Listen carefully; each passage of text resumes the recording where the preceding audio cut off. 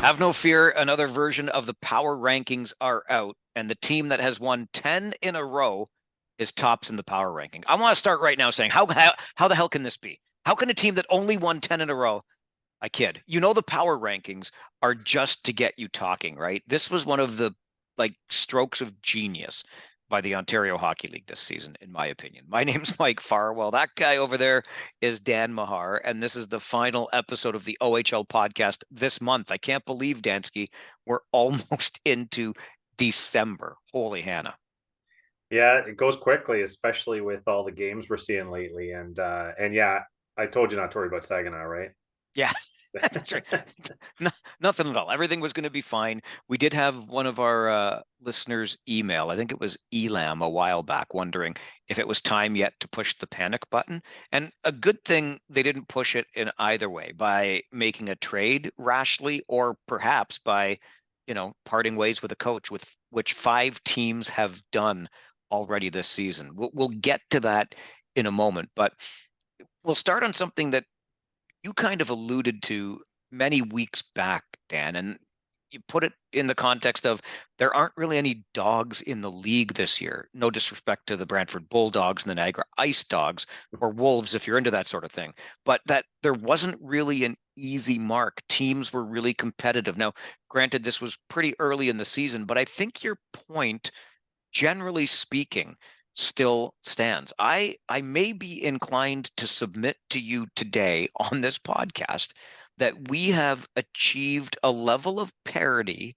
in the Ontario Hockey League that might not be unprecedented, but gosh, I'm hard pressed to think of a time in my decades, I was going to say years, I'll be honest and call it decades covering this league, that I've seen this much parity as we're a third of the way in. I don't know. Yeah, I think unprecedented might be fair. Of course, I'm going off failing memory as well, but I don't remember any year when you look at the bottom of the standings and don't see an easy mark or two, and look at the top of the standings and don't see a guaranteed win team. There's no super powerhouses this year. There's no super pushovers this year. It seems like a level of parity that is unheard of in junior hockey where it's so cyclical. So that obviously, and we will reserve the right to revisit this post January 10th and the trade deadline. And we've already acknowledged that one team in this league has put together a 10-game winning streak. But you know what? While they were in the midst of that, another team was matching them win for win most of the way when the Kitchener Rangers reeled off 8 in a row.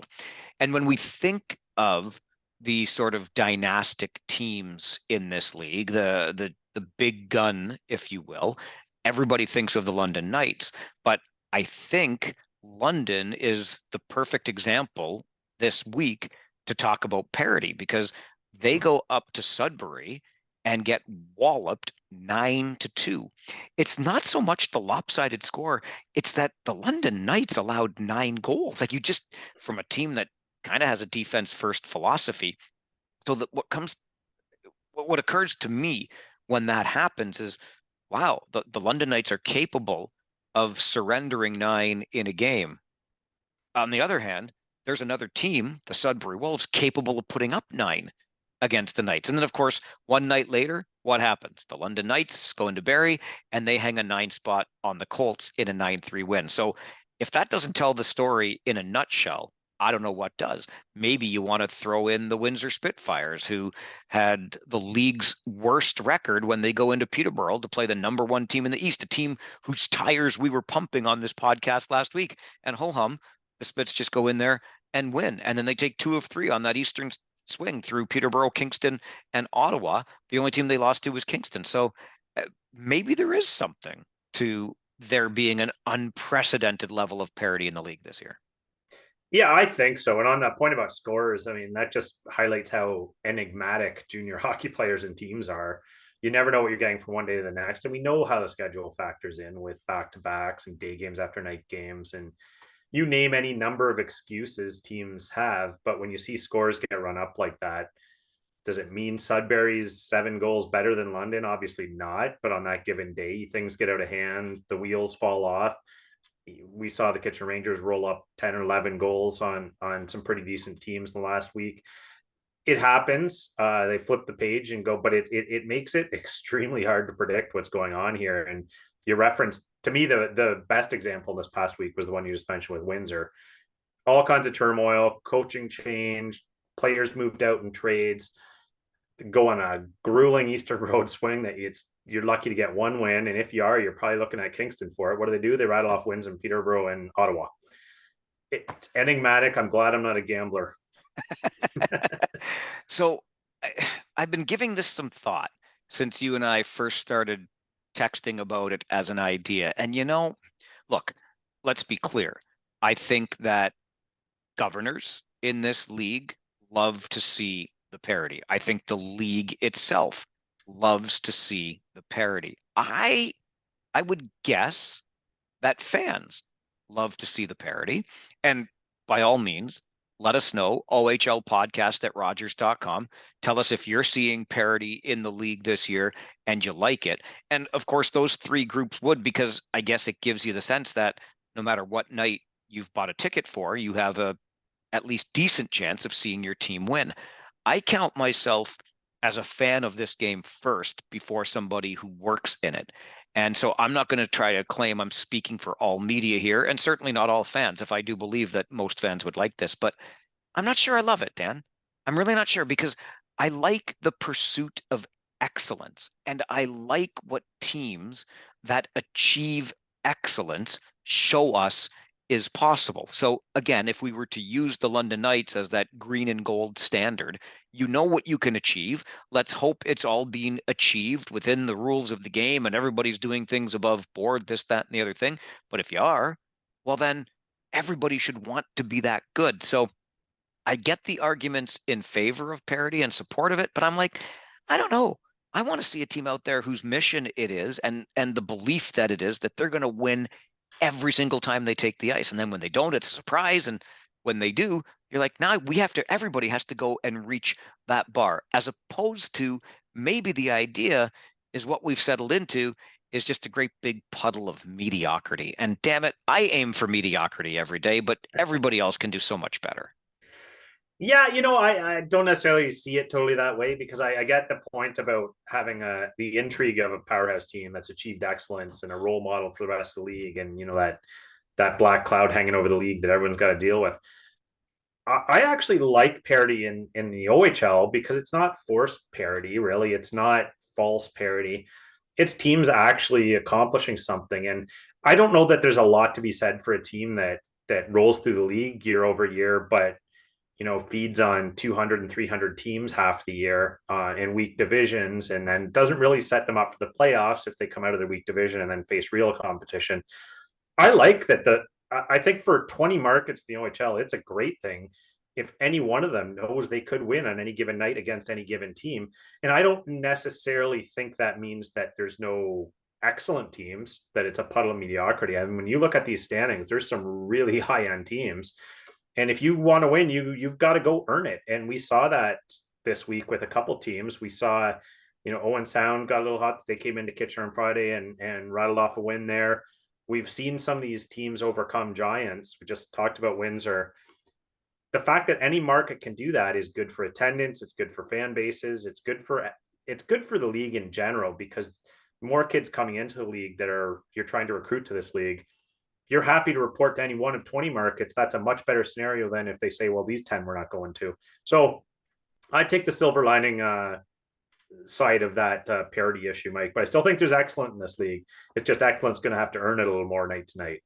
I will admit that I have been enjoying the heck out of the first third of this season so far. It's been a fun league. It's always a fun league, but I've really been enjoying it this time around. Okay. Uh, the Windsor Spitfires had no respect. So I think, who did we take off the Christmas card list already this season? Was it the Saginaw Spirit? I think so. So now we're going to take the Windsor Spitfires. Sorry, Bill Bowler, you're not getting a Christmas card from Dan and Mike, because as we were recording last week, the Windsor Spitfires made the fifth coaching change of this OHL season. Now, this one I can promise you is unprecedented, because we were barely a quarter of the way into the season and a quarter of the league's coaches had been relieved of their duties. Ted Dent first, Greg Walters, then Luca Caputi, Ryan Kuwabara, and now Jared Smith. It's kind of mind blowing, to be honest with you, because usually you would have to go, I believe, Dan, over years to find 5 fired coaches in this league.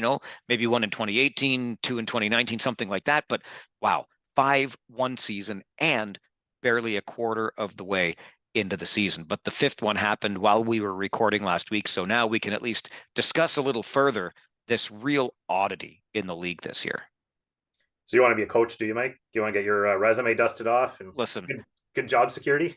try doing AM radio for almost 30 years. Not much security over here either. So no, I'm as comfortable or uncomfortable as I want to be. Thank you very much. Yeah, and it's funny when you compare that, put this in the context of the last topic we just had on here, where you've got this unprecedented parity in the league where there are no deadbeat teams, everyone's doing reasonably well, and yet 5 coaches have been fired.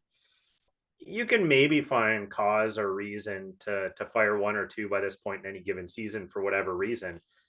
But a quarter of the league by the end of November, that's a scary trend. And you gotta, I think from a league standpoint, not that they can really do anything about it, but they have to wonder and maybe ask some questions. What is going on and what message are we sending here to prospective coaches that, the leash is this short? Or what is it that we're not hearing from behind the scenes that is leading to some of these firings that maybe we need to brush up on or increase training on? But to me, I would say 5 coach firings by the end of November in a league that has this amount of quality and parity seems a little unfair on the surface. So, in case you lost track, Ted Dent fired after just 2 games of the season in Flint. The team was outscored 19-3 in those 2 games, but still 2 games. Paul Flash has come in and gone 11-9, 1-1 for the Firebirds since. Next up was Greg Walters and Owen Sound, who was 4-2-1 with the Attack. Just got back from a northern road trip, was dismissed. Darren Rumble comes in. He's 8-8-1 since.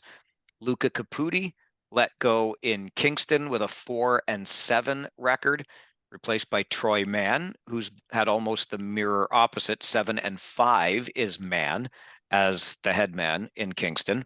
Ryan Kuwabara had a 3-8-4-1 mark with Niagara. Ben Boudreau is 1-6 since coming in. And then the aforementioned Jared Smith, 4-16-1 with Windsor. Casey Torres, still carrying the interim tag, is 2-1. We talked about him going through Peterborough, Kingston, Ottawa, and winning in Peterborough and Ottawa.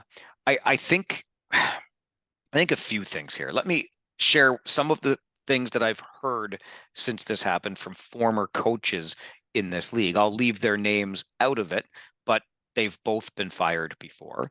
One told me that he was fired exactly midway through the season, at which time he had 7 wins with his hockey club. So sure, I guess you can understand 7 wins over 34 games. It's not great. His replacement got 5 the rest of the way. So what is that telling you? Is it perhaps telling you that you can't make a silk purse out of a sow's ear, and maybe, just maybe, the roster has something to do with all of this? Another former coach joked with me, and this touches on what you said, but he said, owners must have a whole lot more money than they did in my day, because when you have a contract, it might not mean you're coaching, but it does mean you're getting paid. So these coaches that have just been fired 20 games into this season are still getting paid for this season and whatever else is left on their contract. And then more me personally, I do worry about this look for the league. And you touched on recruiting when we were talking about parity. I mean, how do you display stability within an organization when these seem to be pretty itchy triggers? I don't know, or even just the league in general.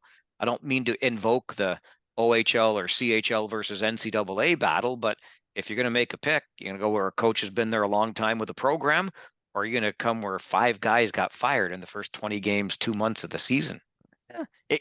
I worry about it a little bit from that perspective is all. Oh, I do too, for sure. When you talk about whether or not you want to go to a city and you look at the experience you're going to have, to me, the coach has to be the first on that list, does he not, of criteria? That's the most influential aspect of your experience in the junior hockey career is the training and development you're going to get and the guidance you're going to get from that coach and the ice time you're going to get from that coach. Everything else, I think, would come secondary. I mean, sure, the facilities, the crowds, you name it, those things are all important. But to me, coach is number one. And if you can't stand behind that number one criteria, you can't tell or recruit for your tenure, this is going to be the person. I don't know how your recruiting game survives against the NCAA, where you have a lot of these long-term, long-tenured guys. I also don't know how you attract those coaches here. If you want your league to be the prime coaching league, the prime breeding grounds for coaches, I don't know if I'm a coach and I have an offer from the Ontario Hockey League right now or an NCAA Tier 1 school. What am I picking? I don't know. I'm looking for stability for myself and my family. And if you're actively making coaches think twice about coming here or pushing them away, that's not just not a good look. I don't think that's going to have good long-term impacts on your league. You know, just when you're talking about long tenured coaches with programs, I'm thinking NCAA, and I confess, I don't follow it very much at all. Hockey, football, basketball. I don't follow college sports a lot, but there was a football coach, and somebody will jump on me right away, say this was the guy. I can't remember who it was, but he does a weekly radio call-in show, and some kid that called in and wondered how he justified his salary based on the team's record. The coach just went off on this kid, and the thing is, like, you're not going to win every year. You're not going to win every game. The body of work for this coach is actually really impressive. And he basically spelled out his resume on the air. And he's like, I'm not going to have some punk kid living in his parents' basement call this show and tell me, blah, blah, blah. But the reality is, and we've said it how many times, Dan, coaches are hired to be fired. But it's a real curious thing. Again, when you think of the body of work here. Ted Dent, until his firing in Flint, was the most successful coach in franchise history, for what it's worth. Yeah, and you know what? Ted Dent did not deal with an easy situation when he was there. He had a lot of, we'll call them abnormal situations, abnormal things going on. And when you're dealing with that, put yourself in the coach's shoes. It's not just, I've got to get these numbers out of this team on the ice. It's, I've got to keep the parents happy. I got to keep the family advisors / agents happy. I've got to keep the kids going. I've got to keep all of these people at bay. And when you have all this turmoil, who do you think the parents are coming to? They're coming to you. You know, this is a problem. My kid's not, this isn't happening for my kid. Demanding trades. You're getting all this noise around the periphery you're dealing with. And yeah, so when you talk about a guy like Ted Dent, I'm not sure anyone dealt with more noise and dealt with it quite admirably. Like Flint was a respectable team under Ted Dent for a while. So who knows what went on there, but I don't quite understand it, Mike. We talk an awful lot about the Ontario Hockey League, and rightly so, as being a development league. And it's not just a development league for players, we've pointed out. It's a development league for officials who might want to go to the next level. It's a development league for coaches who might want to go to the next level. But you got me thinking, Dan, in our back and forth texts, that maybe in this country, we need to take a look at how we're developing coaches, period, even before they get to this level. Oh, for sure. I think if you look at hockey in Canada in general, I think you can identify two soft spots really, and that's coaching development. You look at the NHL, an awful lot of coaches not being bred through the junior loops right now, and goaltending. Now we're seeing I think a banner year in the OHL for goaltending this year. So hopefully that tide's turning with a lot of the great goaltending schools we have, Matt Smith. But you've got on the coaching side, there's really nothing. I mean, you have the program of excellence, but as we know, when you go through the program of excellence, it's kind of sanitized for one thing in terms of the outlook and the scope, but you also have to be sponsored to go through that to the higher levels by an organization with some dollars and whatnot. So it ends up being a fairly limited stream of people that can go through that program. There's, other than calling up your buddy who's coaching down the road or using your brethren to as a sounding board, I'm not sure what training coaches are getting other than on the job training as assistant coaches, where you're working for one person who has one outlook, who has one background. I'm with you, Mike. I think maybe some deeper diving needs to be done into how coaches are trained, their philosophies, how those are built, um, something to help them along the way. Because I'm not sure that a lot of these coaches we're seeing now have the tools, have the resources when things aren't going well, and then they just spiral and they get fired and rinse and repeat. And if you were to hand out the Coach of the Year award in the Ontario Hockey League today, who would you be handing it to? For me, hands down, without a doubt, and call me a homer all you want, but it's the guy from Finland. It's UC Ahokas. The transformation he's had with that team, and I think I know what you're driving at here, Mike, and it's right on the money. You have a coach that came from Europe, not a Canadian bred coach, and he flipped a roster that was supposed to be worse, a roster that lost its number one line, lost basically its top pairing, supposed to take a major step back, and has most of these same players who are depth players playing lights out, all of them. So that's coaching. That's getting a whole team on board. That's getting a whole system implemented where it doesn't matter who you put on the ice. They're all doing the same things. They're all succeeding. So if a coach can come in with one training camp and do that with the roster, have that kind of transformation, what are they learning in Europe? What's in his background of development that is not happening here? You are not going to get an argument from me on any of those points. And you and I used to go back and forth on this quite a bit. I used to be a guy that was a lot more dismissive than I am today about the impact of coaching. Going back to the example that I shared, the friend shared with me, the former coach, he got 7 wins out of the team in 34 games. His replacement got 5. At some point, you got to look at the roster. Like, you're not the one out there on the power play. You're not the one out there stopping pucks, etc. And I was pretty dismissive of the impact a coach can have. I've definitely evolved that line of thinking, and now, especially based on what we're seeing firsthand in Kitchener, what we've seen, we talked about it earlier this season already when Dale Hunter got to his 908th win, and we know it's just going to keep going from there. You can see the marks of a good coach pretty easily if you know what to look for. Oh, 100%, Mike. And I've been on this bandwagon for years. I think coaching is huge. I think it's the number one factor. And you hear these things about how coaches have shelf lives, and that may be true, but there's two aspects of coaching: understanding the tactics and how to address certain situations. And in that, I include adapting to in-game situations and in-season situations as teams adjust to you, figuring out what you need to do tactically differently to counterbalance. So having that tactical knowledge and the nuts and bolts of coaching is one aspect. The other aspect is you can have all that from column one, but if you can't communicate it and get your players to execute it, this part's useless. So you need two pretty distinct and complex skill sets to be a really effective coach. And the communication piece, for you to have any longevity, means you have to be able to adapt there too. Because after you've been there for a year or two and the players start tuning you out, oh yeah, I've heard this. Oh yeah, I've done. You have to be able to change that message a little. It's actually very complex. We're asking these coaches to be very adept at a lot of things that most humans are not very adept at. So it's a tough job. But I will go to the grave on that one, Mike. Coaching is extremely important. Even in my mediocre playing career, I lived through enough coaches to tell you there's a huge spectrum out there. They all think they know the game really well, but there are some on the very bottom end of that spectrum, and there's some on the very top. And there's a whole lot in the middle, and it's a huge factor. I just remembered why we took Saginaw off the Christmas card list, because Dave Drinkle made a trade a day after we had recorded, and then Bill Bowler makes the coaching change as we were recording last week.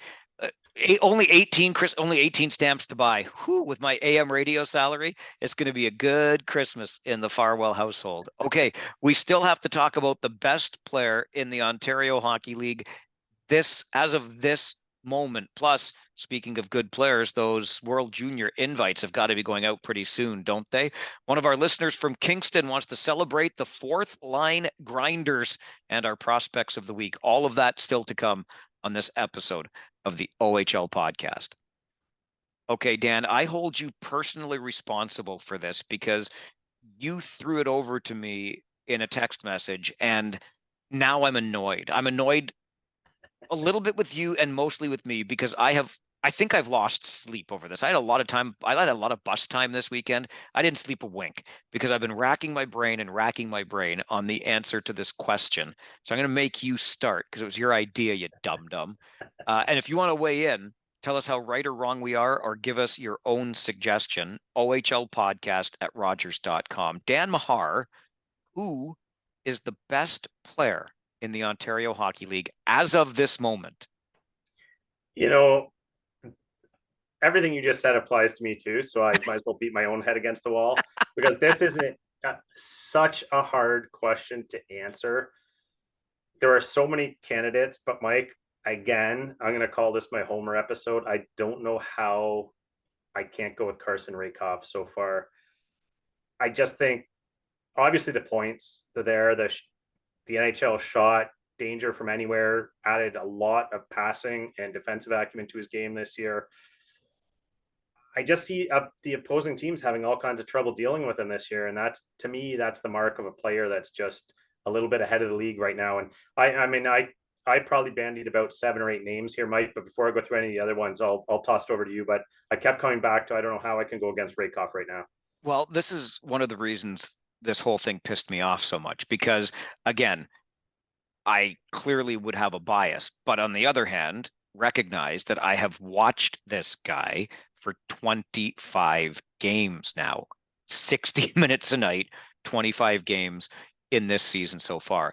And the biggest thing for me, Dan, is how I won't say a full 180, but boy, oh boy, has he improved his game from last year. He came into this league with an NHL ready shot.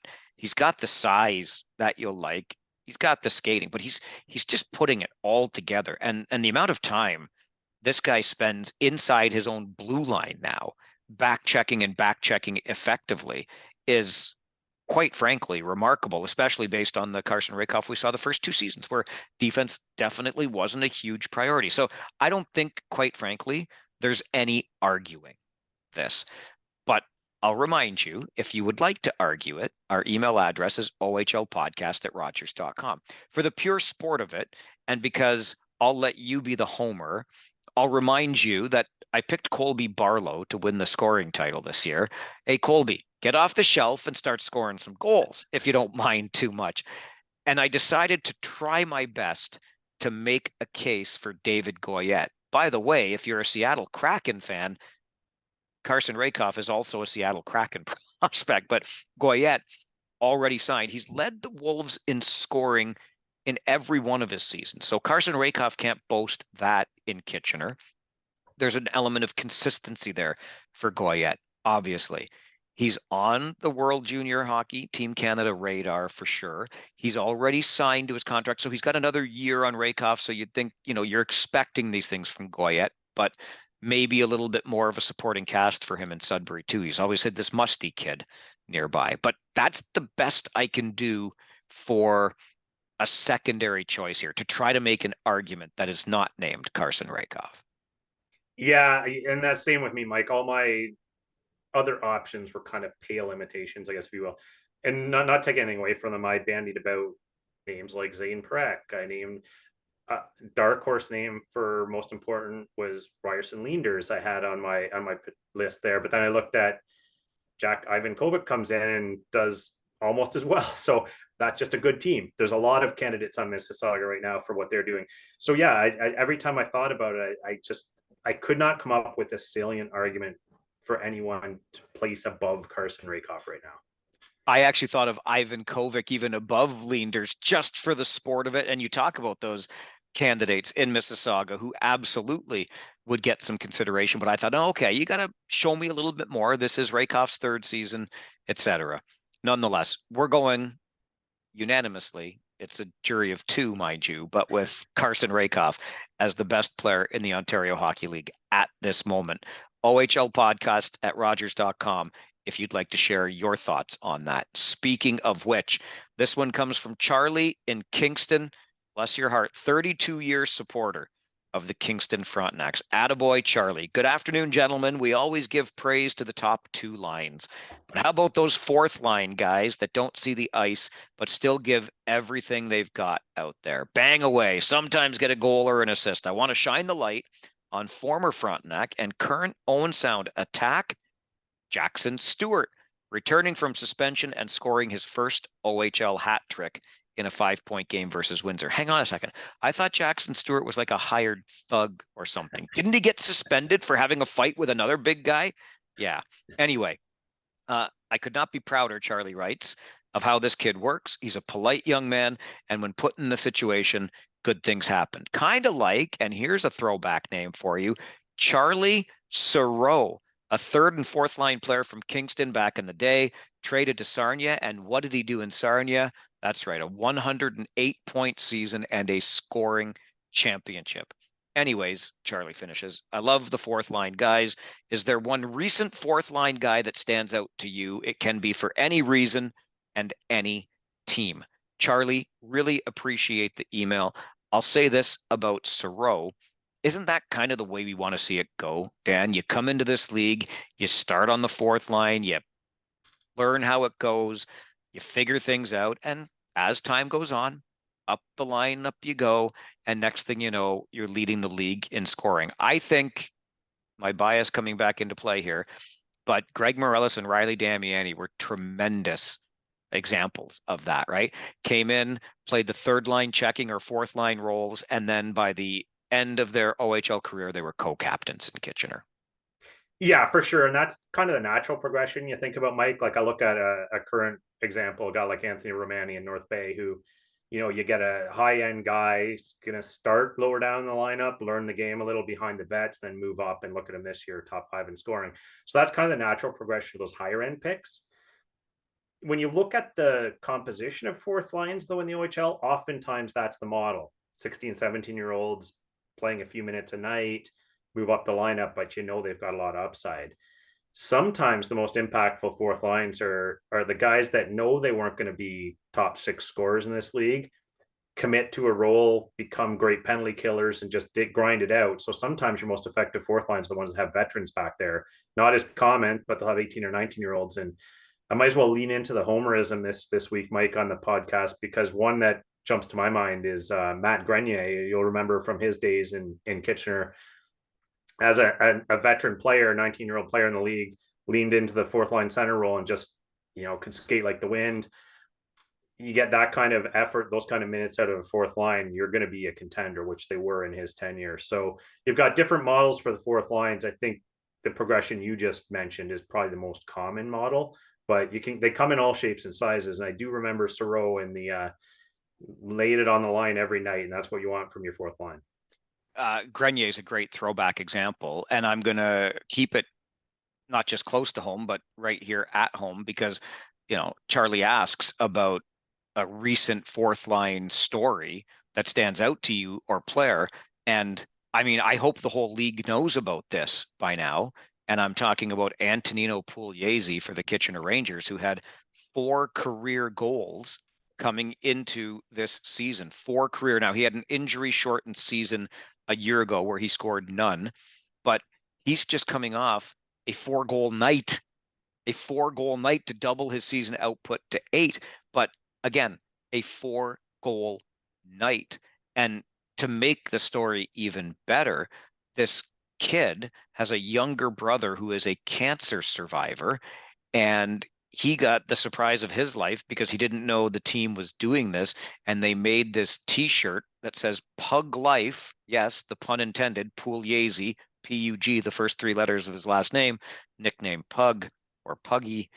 Pug Life t-shirts, which are raising money for a children's cancer center. I mean, come on with your coming on. It's a fantastic story, but all you need to know, 4 career goals coming into the season, a 4-goal night for a kid that works his tail off for you. Yeah, and there's a case in point, right, of a 19-year-old player on the fourth line who little stronger, little more mature, got his dietary habits down, his conditioning habits down. So some take a little longer, some maybe didn't have the skill to be a top 6 player, but when you have a 19-year-old guy like that can roll out in your fourth line, you often look at the standings and yeah, checks out, right? You've got that kind of ability, effort, experience, maturity on a fourth line. It's hard to compete with when other teams want to roll out their 16, 17-year-olds for those shifts. So to Jackson Stewart, to Antonino Puli, and to all the other fourth line underappreciated, under-celebrated players in this league, keep it up, because I know the fans for sure in Kitchener love it. It's a blue collar town and they love their penalty killers and they love their fourth line grinders. And I'm sure we're not unique in that. So keep up the great work on those fourth lines. What is a fourth line anyway? There's four forward lines, right? Just next up, next up, next up, and off they go. All right. Next up for us on this podcast, we are at the time where we will talk about. Oh, I wanted to throw this in. Sorry, I just looked down at my notes. I alluded to it before the break, and that is with high-end players in this league. We're getting on that time. I suspect, in fact, some know already whether they will be invited to play for their country or even make it to a selection camp process of any kind. Look, I just want to say this, and I'll share it with an experience in my professional life where I years ago, it was my first job, actually, my first full-time radio job, and I had just a disastrous shift. I screwed things up left, right, and center. And I actually called my boss after the shift. I'm like, I was awful today. Can we meet before the show tomorrow and all this different stuff? And when I met him the next day, he said he knew that I had a bad shift. And I'm like, well, why didn't you call me and like give me a pep talk or talk me through it or something like that? He says, I'm never going to call somebody whose job it is to perform either during their shift or just before their shift. I want you to be in the best headspace that you can be. I've never forgotten that. And I spent some time in management too, and I never gave feedback. Well, shouldn't say negative feedback prior to a shift or definitely during a shift, unless it was something glaring that I had to pull somebody off the air, which hasn't happened to me. My point in all of this is I know that USA Hockey and Hockey Canada and all of these hockey federations have an entire Canadian Hockey League to consider. So it might always be a game day. I don't know. But maybe like, look, leagues figure out schedules and arena availabilities. Can you spend some time, like legitimately? I'm begging you, executives with these various hockey organizations, just spend some time, try to figure out, like you only have so many players to look at. What's their schedule like that week? Could you find a little soft spot in the schedule so that you're not going to let them know on game day that they're going to be rejected or they're not on your rate, something like that? Like maybe you just want to consider something like that just so these players with their home clubs can keep their heads in the game. And that probably goes even if you're going to give them the good news. Let them focus on their club teams for now and try to find a soft spot. That's all I'm going to throw out there. I really hope folks can take that to heart. Just something I learned in my career, and maybe you could adopt it if you're some kind of executive with some kind of hockey organization.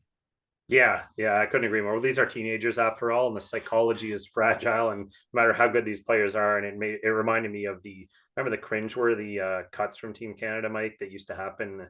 Cameras outside their hotel room door. The second they got cut, they had to walk. These 19-year-olds had to walk out and face adult media asking them how they felt about being cut from their dream. So yeah, have put a little thought and courtesy behind how you do these things, maybe. All right. For us, we will provide you the courtesy of our prospects of the week before we sign off, as we always do. Dan, who's on your radar this week? All right. Well, I'm not going to go too far off the beaten path this week, Mike, because I love these guys that in dark situations step up, put the team on their back. And I had to go with Liam Greentree again this week. I know he's been a favorite of yours, favorite of our podcast, but like we said, there were tough times in Windsor, coaching change, few moves, went on a grueling road swing. So what does he do? Steps up, puts team on his back in the third game of those three in a rink that's very hard to win in. 4 points, leads the Windsor Spitfires to 2 of those 3 wins on the weekend. 34 points, tied for 4th in the league in scoring as a 17-year-old. Yeah, I had to go second week in a row down to Windsor, Mike. Who you got? Yeah, I'm a big Green Tree fan here, Dan, and I think I mentioned we had been in Windsor in what turned out to be Jared Smith's last game, because the Rangers obviously played there. And I noticed at the end of the game, Green Tree, Cole Davis stayed on the ice a little bit longer, having a little chat amongst themselves. But I couldn't help but notice Green Tree this week. And I'll shout out another not prospect, but player in Windsor. I had a chance to chat that weekend too with Roberto Mancini, who had just been acquired from Saginaw. So here's a guy going from Memorial Cup host to dead last. And boy, I can't remember the last time I was so impressed in a conversation with a young man. This guy's obviously, and he admitted in the interview, he's playing for a contract. He wants somebody to notice him and maybe get a pro deal somewhere. I think this guy will find something at some point, and maybe he'll go to school first, and that's great. I think, says the old man here. But nonetheless, I was just really impressed with his poise. But I was watching Green Tree all weekend too, and he's a great story. I didn't go in that direction because I thought, oh, maybe you might, and I've already given him one of my prospects of the week.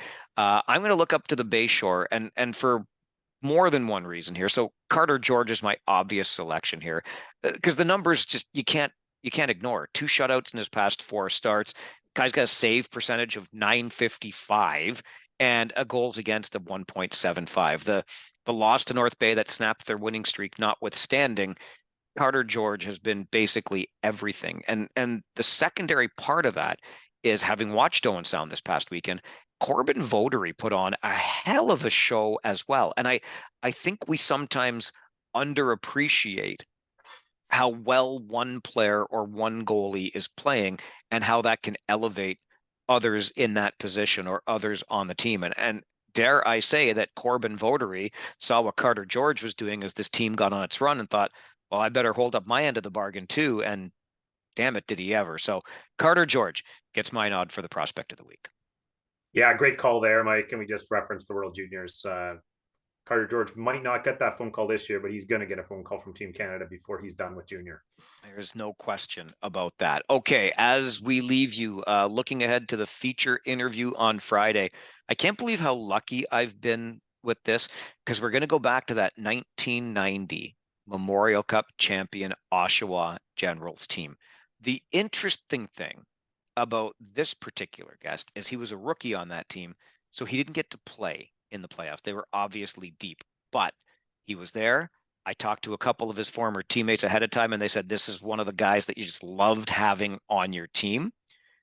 He claims, now I got to get Eric Lindros on the podcast to confirm this, but he claims you can even ask the Lindros family.